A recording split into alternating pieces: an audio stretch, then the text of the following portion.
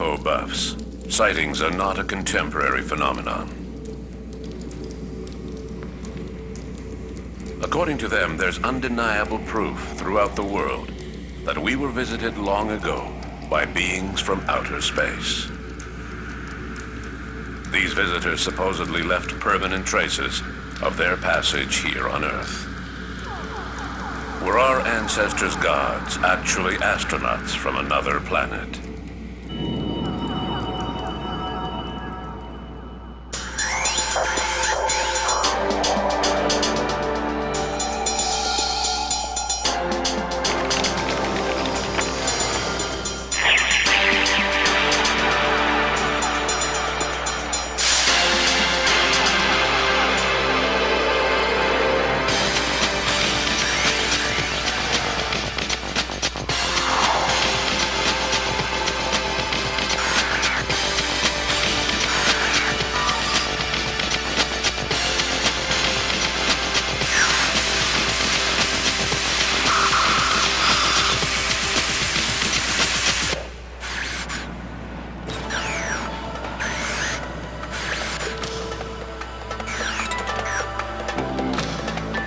In the aftermath of World War II, the UFO phenomenon became all the rage in the media. At first, it was thought that these unidentified flying objects were Russian or American secret weapons. Then the public began speculating that they were alien spaceships. Apparently, these mysterious visitors were concerned over the invention of the atomic bomb. Then, in the 1960s, popular authors threw a spin in the contemporary timeline of these sightings. They explained that aliens had not landed for the first time in 1947, but rather several thousand years earlier. Louis Pauwels, Jacques Bergier, Robert Charroux, Zechariah Sitchin, and especially Erich von Däniken heralded in this new vision of ancient astronauts. There's another whole area of interest in UFOs, which is usually labelled the ancient astronauts, and most popularised by the author Erich von Däniken, and in fact actually by a lot of other people even before him. He, as often happens, he was more the person who brought it to the public than actually created much of that in the first place. He certainly extended his researches beyond what a lot of those had done, and I'd have to say I think sometimes some of his researches were, shall we say, a little shaky at times. What he did in real service, more than the evidence he put forward, was that he brought the subject to the fore and he got people interested in it, and some of those people did very good research into it. Ancient astronaut theory basically says that the if you like, UFO people or some kind of entities visited the Earth many, many years ago and were part of the formation of our history. There are many possibilities. They could have been the entities that we regarded as our first gods, perhaps. They could be the origins of the human race. They could be the people who created the human race and so on. And ancient astronaut theory certainly looks back on that as that possibility. Alors, la théorie des anciens astronautes, The theory of ancient astronauts, which has a very long history, was first introduced to the public in the 1960s, when Louis Pauwels and Jacques Bergier wrote a book on the subject called The Morning of the Magicians, which became a huge success. éditorial et commercial. Et ce succès a ouvert la porte à d'autres. Its success paved the way for other authors who had been thinking along the same lines. And soon, other books began appearing on the market. Éditorial ainsi créé pour produire de nouveaux ouvrages et pour les publier.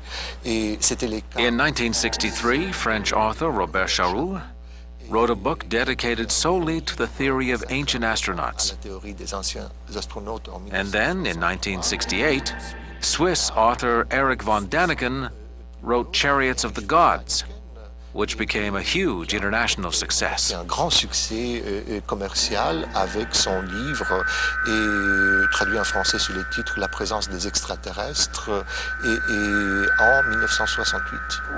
À la fin des années 60, In the late 1960s, Swiss author Erich von Däniken wrote a bestseller called Chariots of the Gods, colossal, immense, which explained how aliens had visited Earth in ancient times and had crafted dozens of famous archaeological relics. ont visité la Terre dans le passé His theory soon spread throughout the La world. construction archéologique. Well, perhaps a bit less in France, where the same ideas had already been introduced by Robert Charroux. Répand à peu près les mêmes thèses.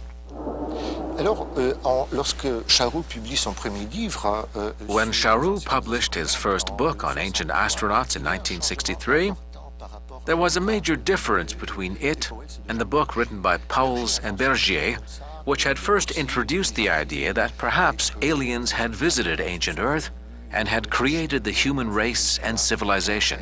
et ont contribué à créer l'espèce humaine et la civilisation humaine. Charroux took the same theory and provided so-called facts to back it up, such as archaeological monuments and extracts from holy scriptures of different religions. Et des textes, des livres sacrés, des diverses religions, et son ouvrage très volumineux. His thick book was filled with what he considered to be valid proof of this theory.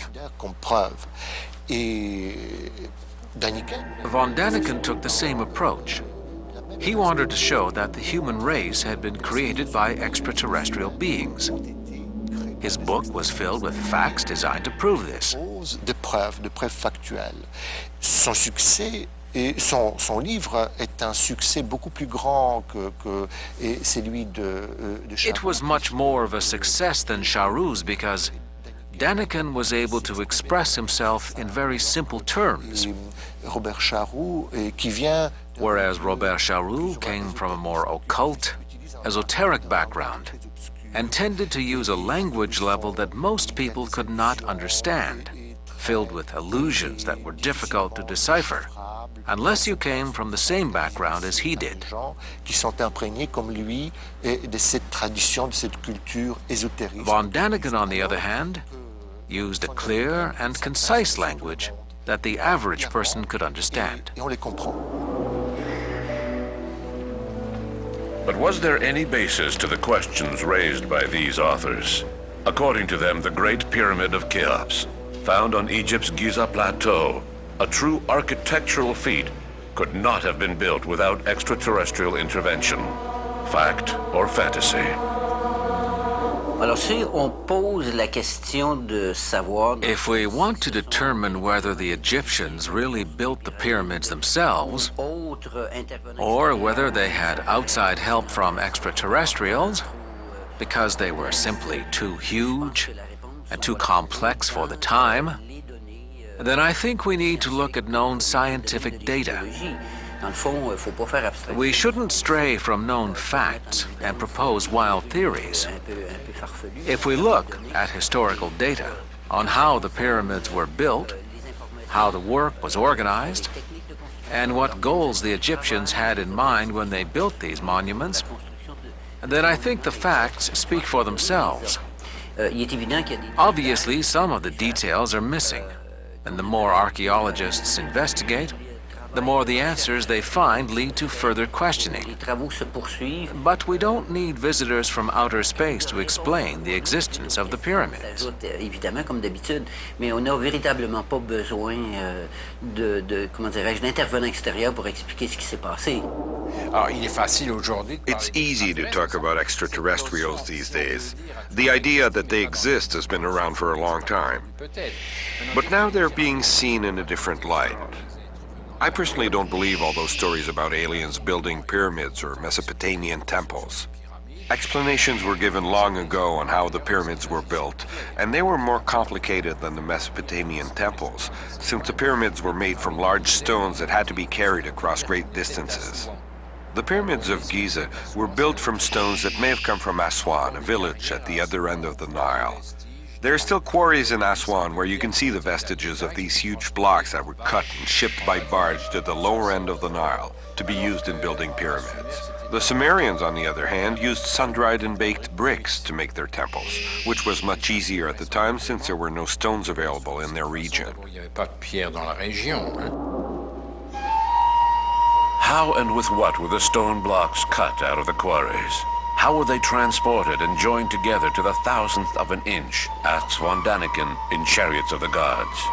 Von Daniken feels that nothing else can explain how builders overcame the difficulties involved in putting together a structure like the Great Pyramid. Imagining that the builders placed 10 stone blocks per day, each weighing about 15 tons, he figured that it should have taken 664 years to place the 2 million plus stones used in its construction. The problem is that von Daniken multiplied the true weight of the stones by 10 and added an extra 300,000 stones in his calculations. Bon, quand on aborde la construction de la pyramide de Cheops ou Khufu, Whenever we discuss the building of the Cheops pyramid, or Khufu, as it was known in ancient Egypt, the first thing that everyone wants to do, be it students or authors, is to quantify everything. How many stone blocks did they use?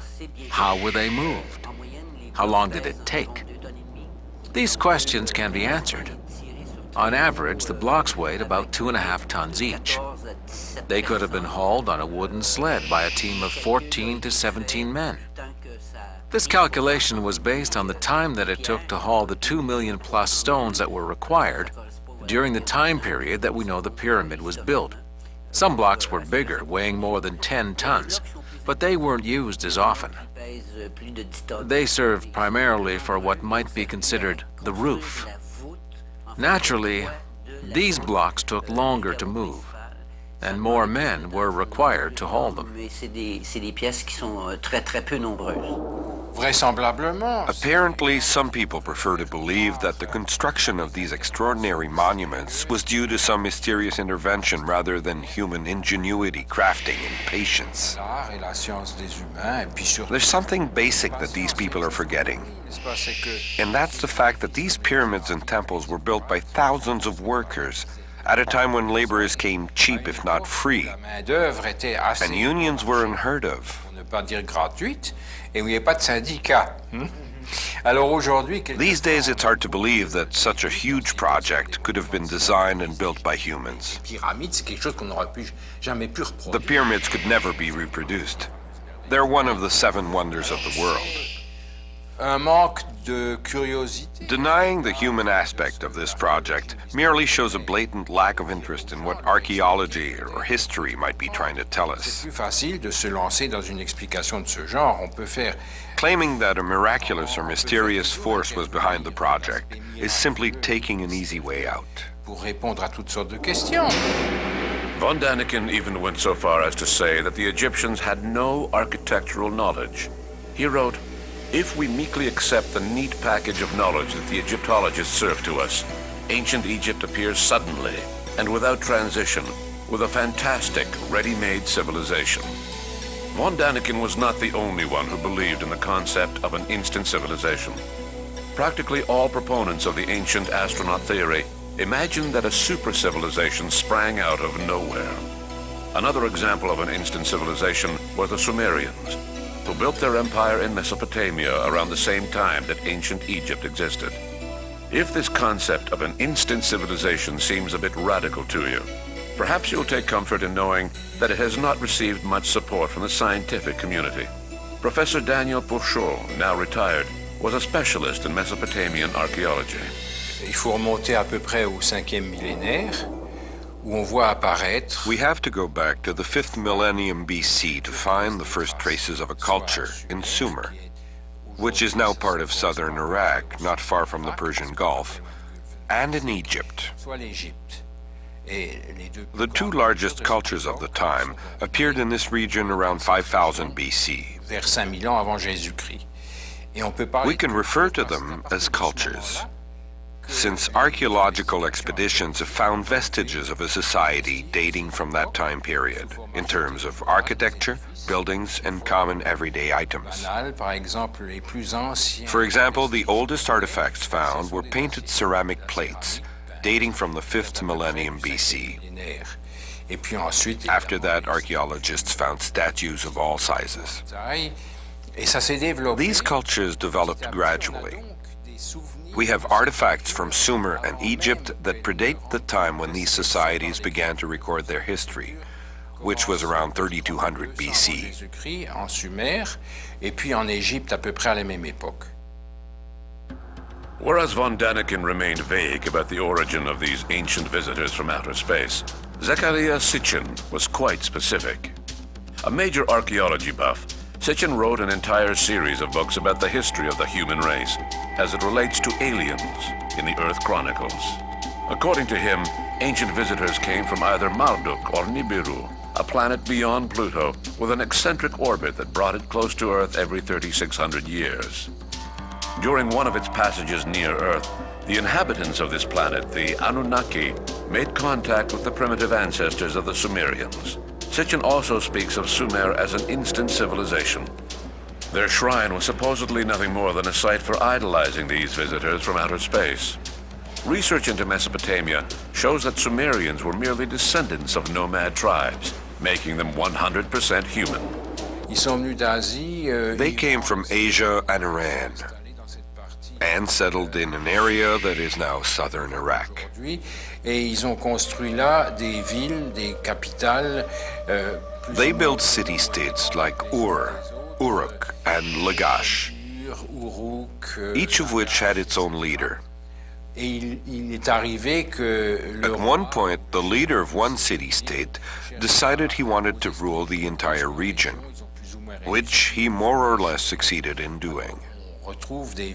Some city-states were strong and independent, while others were more passive and submissive. There were political movements. This first Sumerian civilization was invaded and occupied by the Gutis, who ruled for a while, but ended up assimilating into the population. There was a subversive movement by Sumerians following attacks by King Sargon. The Sumerians took the upper hand culturally, at least, for a very long time. And in terms of religious practices, they ruled until the Christian era.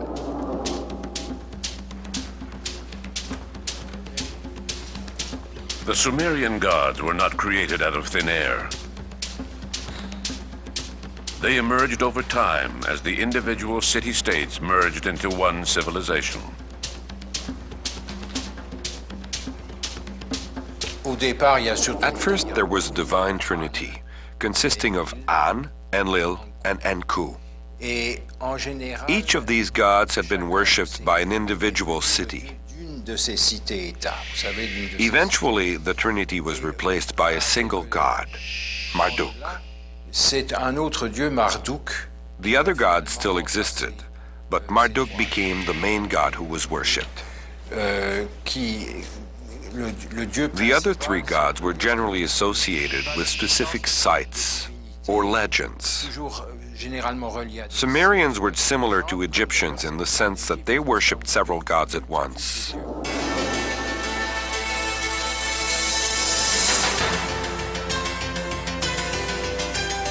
Sitchin's most radical concept was that of a 12th planet in our solar system, based on the precept that the sun and moon were considered as planets in ancient times.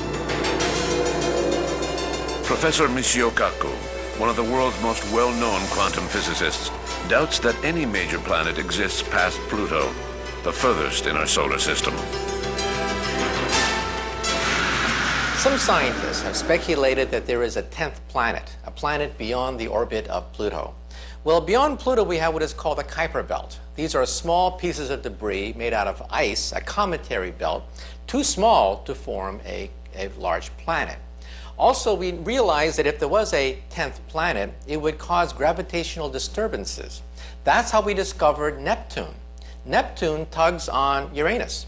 And that's how, by looking at Newton's laws of motion, by the power of pure mathematics, we were able to locate the position of a hypothetical planet called Neptune.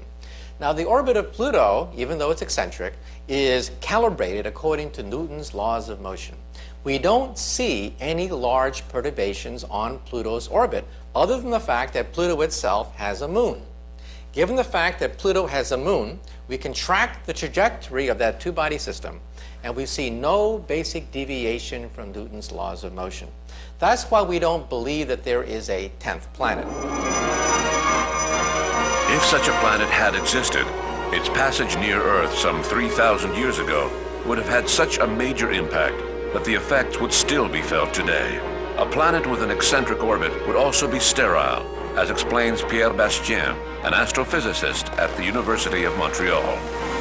Une planète avec une orbite aussi excentrique. If a planet existed with such an eccentric orbit, circling the Sun every 3,000 years, approaching as close as the Earth is now, then backing off to a distance more than 100 times the distance between the Earth and the Sun, otherwise known as 100 astronomical units, then such a planet could never develop life forms, certainly not easily, since the conditions required to produce life would be too unstable.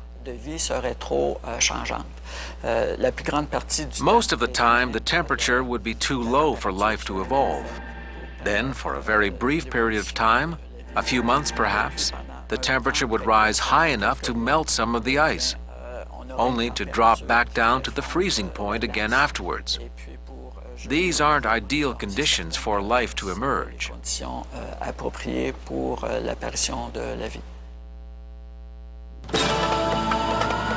Despite the strong criticism of Sitchin and von Daniken's speculations, the idea that extraterrestrials rank up amongst the gods was not dismissed by everyone as a mere flight of fancy.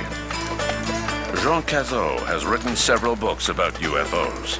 He feels that the ancient astronaut theory is the only explanation for mysteries found in major religious works, such as the Bible or the Mahabharata.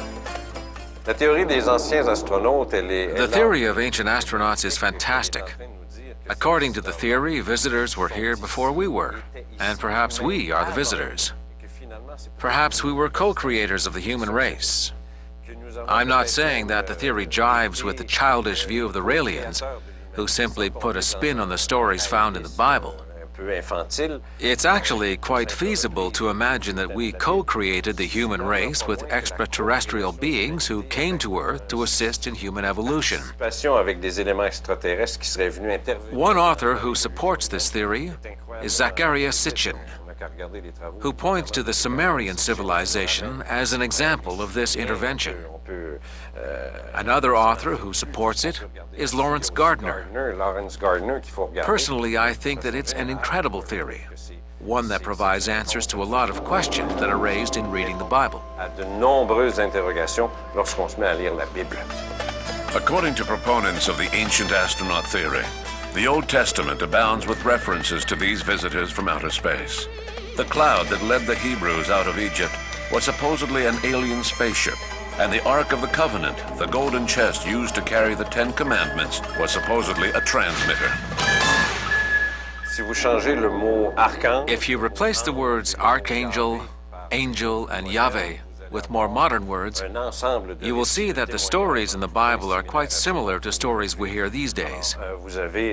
Take, for instance, the time when Yahweh presents himself to Joshua and provides him with strategic plans.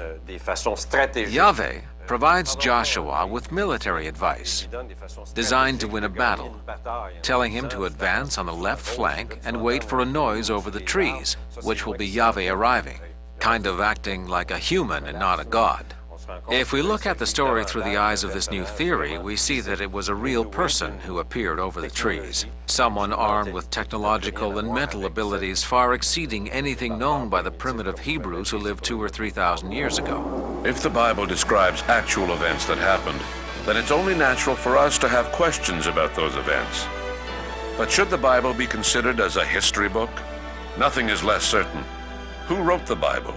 What was their motivation? These are basic questions that we need to ask in order to understand the history of the Bible. Robert David of the University of Montreal is an expert on the books of the Old Testament. The scriptures were written over a period of approximately 1,000 years. People in positions of authority had to find a way to carry on their traditions. Scribes were charged with recording some of these traditions, but who wrote them and when? That is what remains at the crux of the controversy. For instance, look at the Torah, the first 5 books of the Bible, which were supposedly written by Moses. It seems quite clear nowadays that Moses didn't really write those. They had to have been written much later. There has been some debate over when exactly these books were written, but it has been concluded that the Torah, as it appears today, was written somewhere around 500 BC. It's estimated that Moses lived somewhere around 1200 to 1250 BC, which means that the traditions were carried down verbally for close to 700 years. Very little was written down at the time. When I say that, we need to keep in mind that these books were not presented as news stories back then. There was no such thing as journalism at the time. Certain people were charged with writing down the specific objectives of a community, which was generally to spread the word that Yahweh was God, the God. The books of the Old Testament were written from a certain perspective relating to the Torah, and this perspective was continually changing with each author. They were not objective. In fact, they were quite subjective, since their writings pertained to a specific community. Parce qu'ils sont des sujets écrivains et des sujets écrivains à une communauté donnée. Objectivity aside, the Old Testament contains passages which raise valid questions. For instance, in the first few verses of Genesis in the Hebrew Bible, God is referred to as Elohim, a plural noun that can be translated as gods. This ambiguity has inspired many supporters of the ancient astronaut theory. In the Hebrew Scriptures, several different words are used to express the concept of God. Yahweh is the proper name used, but you can also find the expressions El, Elohim, and Eloha. I know that the word Elohim is often used by supporters of alien theories, with the claim that Elohim means gods, so it must mean extraterrestrials. The word El is used for God in other languages as well. The plural form Elohim is used in two different ways in the Old Testament. The Hebrews used the pluralized form of Elohim to refer to gods and divine beings. So when the text speaks of foreign gods, such as Canaanite gods, Elohim is used in a pluralized form. On the other hand, when the text speaks of the God of Israel, the word Elohim is always used in the singular. The suffix him isn't only found in the name Elohim. It is also used in 2 or 3 other Hebrew words. It expresses a concept similar to the royal we, conveying the majesty and supremacy of this God. That's why the verbs appear in the plural form. The Hebrew Scriptures are very clear. When the word Elohim is used, the verb form is always in the singular when the passage refers to the national God. Can we find the same clarity in reference to chariots of the gods? To quote Ezekiel chapter 1, "In the 30th year, in the 4th month, in the 5th day of the month, as I was among the captives by the river of Chebar, that the heavens were opened, and I saw visions of God. I looked, and behold, a whirlwind came out of the north, a great cloud, and a fire enfolding itself, and a brightness was about it. And out of the midst thereof came the likeness of 4 living creatures, and this was their appearance. They had the likeness of man, and every one had 4 faces, and every one had 4 wings, and their feet were straight feet, and the sole of their feet was like the sole of a calf's foot." Through the eyes of a generation used to the idea of space travel, this passage could easily be interpreted as the arrival of a UFO. But is Ezekiel's vision so different from others found in the Bible that we need to resort to aliens to explain it?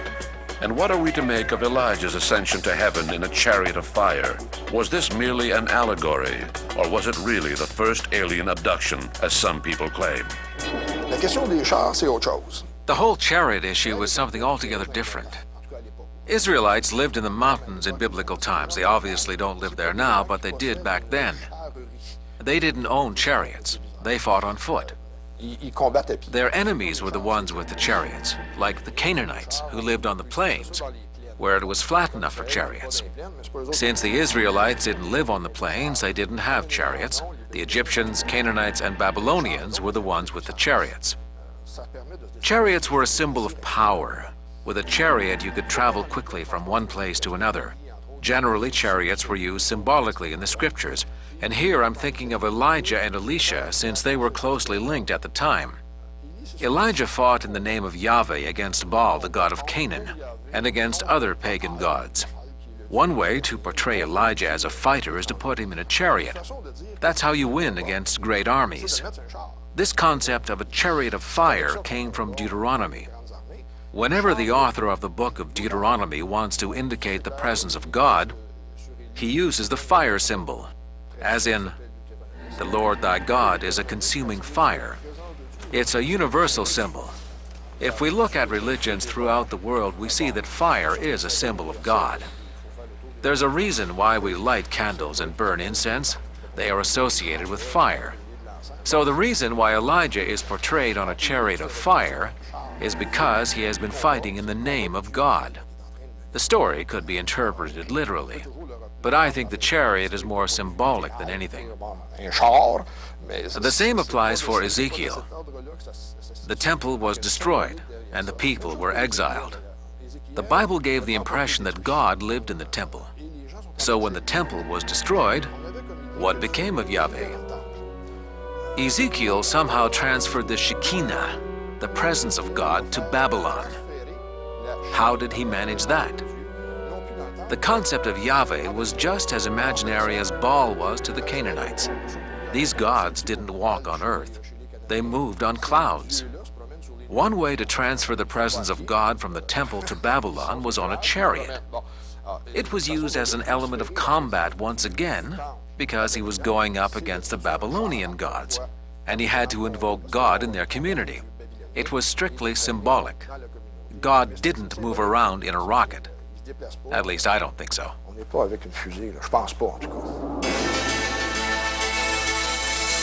Despite these explanations, the Bible continues to fascinate mystery lovers.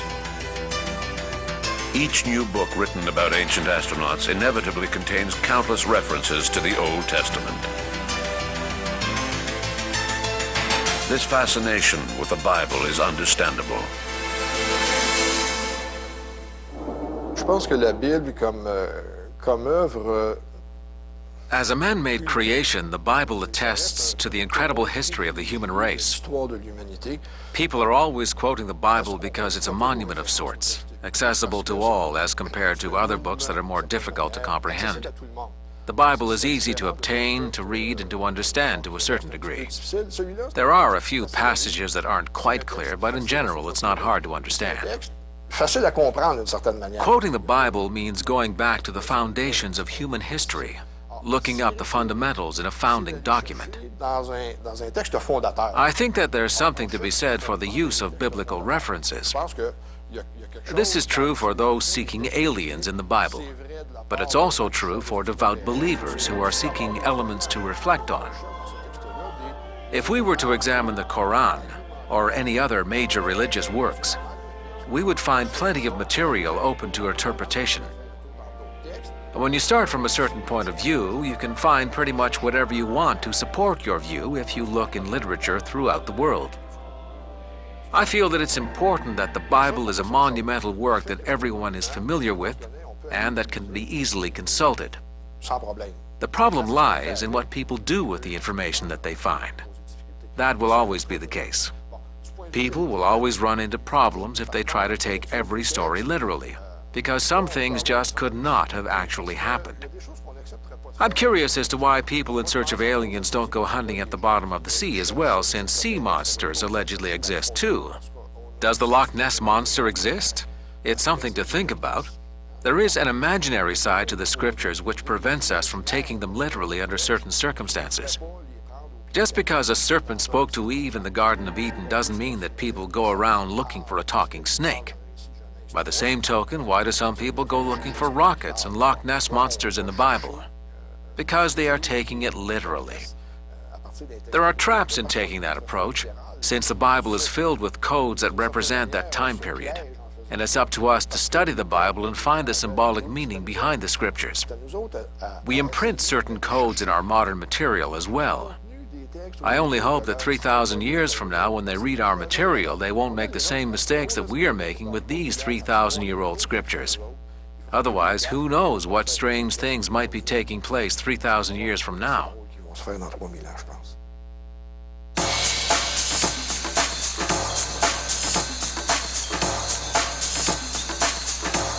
Ruins in the jungles of Guatemala and the Yucatan can bear comparison with the colossal edifices of Egypt. With this statement, von Daniken takes us into the world of the Mayans, who disappeared at the peak of their civilization sometime between the 7th and 10th centuries. Their cities are now buried deep in the jungles of Central America. Once again, von Daniken implies that the architects of this culture were bestowed with knowledge from extraterrestrial beings. In reality, the Mayans did not have very advanced knowledge.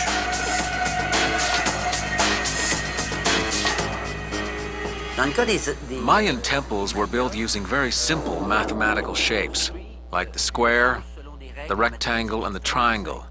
The direction the temples faced depended on the solar system, as they knew it at the time.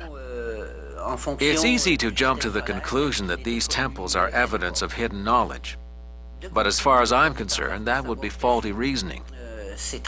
I would like to see proof of this mysterious hidden information. The proof is spoken of, but never described. Conclusions are presumed without facts to back them up. The way that the Mayan culture was organized and their day-to-day life do not point to a highly complex society. On the contrary, they were barely more than an agricultural society. They had a tiered social structure, very centralized, with a religious base spread throughout small villages. Compared to other ancient civilizations like the Chinese, Mesopotamians, or Egyptians, the Mayan temples are not very impressive. They're big, that's true, but from a technological standpoint, they're not very impressive. In 1949, archaeologist Alberto Ros-Luillier discovered an entrance to the Temple of Inscriptions in Palenque in the Chiapas jungle. Luillier did not get deep inside the temple until the summer of 1952. He discovered the tomb of King Pakal, which revolutionized Mayan archaeology and added fuel to the controversy over ancient astronauts. The lid of King Pakal's sarcophagus was adorned with a scene of a spaceman at the controls of his craft. At least that was Erich von Daniken's interpretation of the stone carving. In von Daniken's vivid imagination, ornaments such as a quetzal, a feathered serpent, and the god Chakmul became a laser gun, landing gear, and the helm of a spacecraft. Archaeologists didn't see anything more than King Pakal on horseback ascending to heaven on a blade of wheat. Regardless of what von Daniken's supporters may say, he didn't simply interpret history. He rewrote it completely. The ease and total lack of integrity with which he made that claim was incredible. He came up with an instant interpretation with no regard whatsoever for the culture and civilization that had existed at the time. The designs and geometric shapes of the stone were typical of artwork found elsewhere during that period. With an active imagination, these designs could be perceived as anything. In the 18th century, they might have appeared as a galley, whereas during the rule of the pharaohs, they might have appeared as symbols representing Horus or Satan. So you see, this scene could be interpreted in whatever manner the viewer wishes. But it's a different matter altogether to jump to conclusions and totally disregard all other information known about this culture. He tried to make a case where there was none. I could just as easily make up something about a subject that interests me. Around 900 AD, the Mayans deserted their large cities in Yucatan and the Chiapas jungle and headed south, leaving behind the temples and pyramids. Von Daniken claimed that this mass exodus was the result of unfulfilled contact with aliens. The gods from outer space had missed an important rendezvous. Did the author really think that the Mayans' behavior was unique? Just as humans must eventually die, so too civilizations must eventually come to an end. The disappearance of the Mayans is not unique in the annals of history. There were other disappearances as well. For instance, some species of animals disappeared, and also other civilizations, like the Sumerians, whose civilization crumbled at the end of the 3rd millennium. As for the Mayans, given their geographical location and the information we can deduce about their civilization, it seems most likely that their culture crumbled after a series of poor crops, drought, and unstable weather conditions. We tend to think that civilizations go on forever, and if they end, it's because of an external force. As a civilization crumbles, we may see economic problems, social upheaval, and desertion of villages. Sometime around the year 1300 BC, the cities of Canaan were also abandoned, following a major economic crisis. Canaanites went back to a nomadic and semi-nomadic way of life. So, the abandoned Mayan villages were not unique. To supporters of the ancient astronaut theory, nothing proves their case more than the Nazca lines in Peru.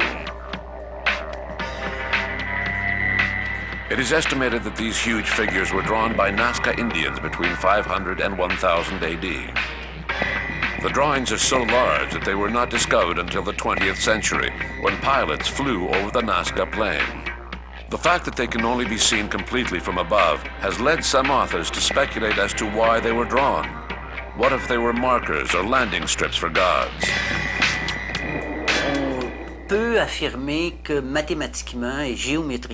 We know that mathematically and geometrically, it's relatively easy to build a straight line over a very long distance. We've seen it done here in this area, and also in the southwest United States, where highways were built in a straight line between cities, passing over hills and valleys, using markers such as sticks and fires. The Romans measured land as they built their famous roads, without the assistance of aliens.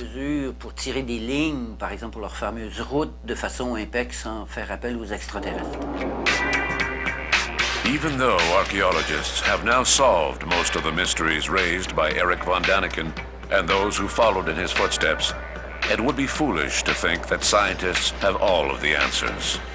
History has quite a few gray areas that lend themselves to speculation and interpretation.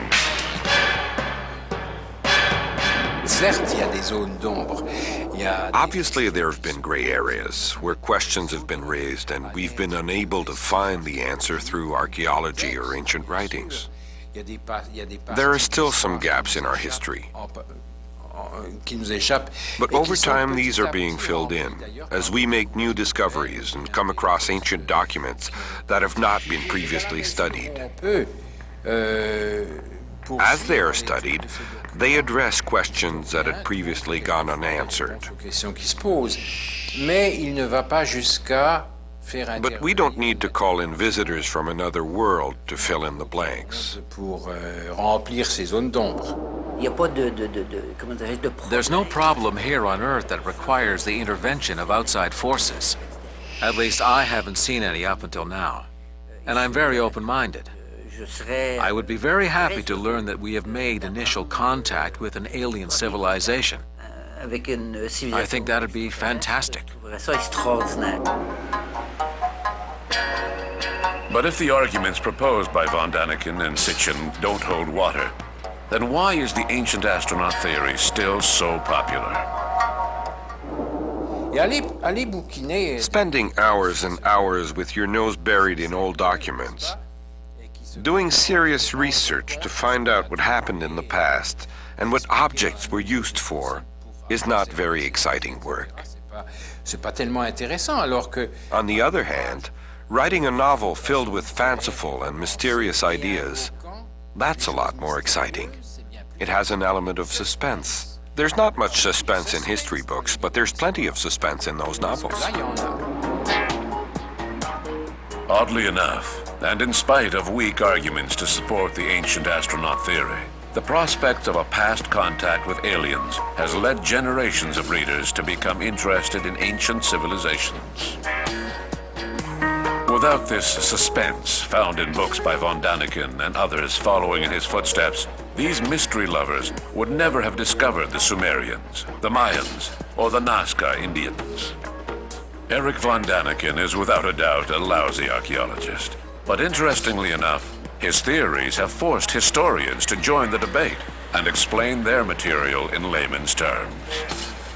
If it weren't for aliens, these men of science probably wouldn't have stepped down from their ivory tower.